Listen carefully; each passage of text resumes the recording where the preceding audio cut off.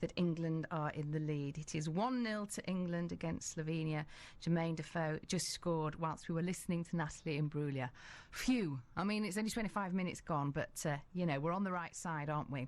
Now, on to something a little different. 14 years since that IRA bomb blew the heart out of Manchester city centre back in 1996. It was left in a truck that was parked outside Marks and Spencer's on Corporation Street. It was peak shopping time, as you well know, as you well remember, on the Saturday before Father's Day. And it is amazing that nobody was killed. 200 people were injured.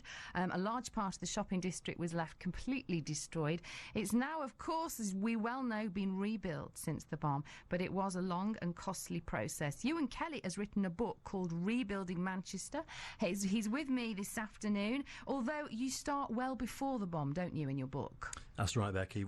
What the book set out to do at the very beginning was really chart the redevelopment after the bomb, which of course was in 96, as you mentioned.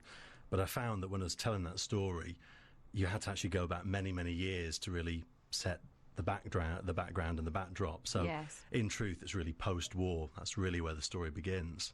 Why did you decide to do this? Because it's a gorgeous, thick coffee table book, if you like. For people like me who are passionate about Manchester, it's a must-read book, and it's something that I will delve into and enjoy, and great photographs as well. But why did you decide to do this? Well, it probably goes back to the bomb, and I was studying in Manchester at the time, and I came back to the city centre a few weeks after the attack, and as you say, I mean, I was just absolutely dumbfounded by the damage and the destruction, and I just thought this is quite historic, and also I think people will assume the city centre will be rebuilt in, say, 6 months, but, it's a good 3-5 years that was eventually needed, and I just thought I want to really capture this because it's historic and it's unprecedented for this type of damage, and I just thought, I love Manchester, I've lived here for a long time, and I just really wanted to produce something that chronicled what had happened. So the idea, or the acorn of the idea, was all those years ago? It was. I set up the website, rebuildingmanchester.co.uk,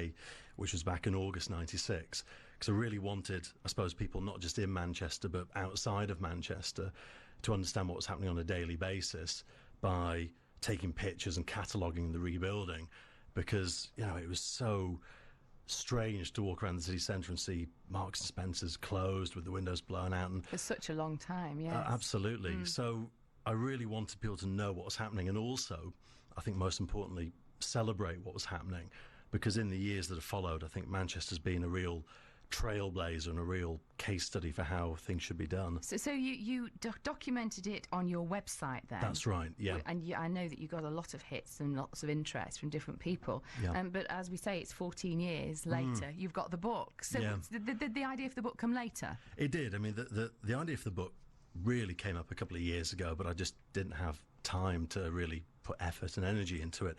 But then last year, I really thought this is a good opportunity with the market and the economy being in, if you like, a bit of a downturn.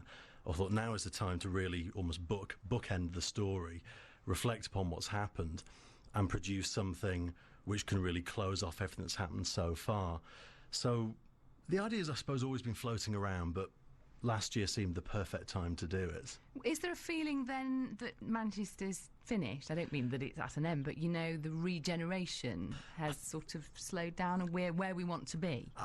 It's probably yes and no. I think that in terms of the strategy and the ideas for rebuilding the bomb-damaged area, I'm pretty sure it's more or less done.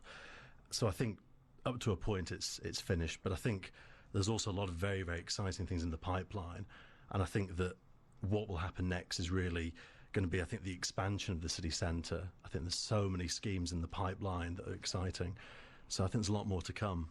It is a great book. More from the author of the book of Rebuilding Manchester, Euan Kellie, on the way here on BBC Radio Manchester. It's 3:30 now.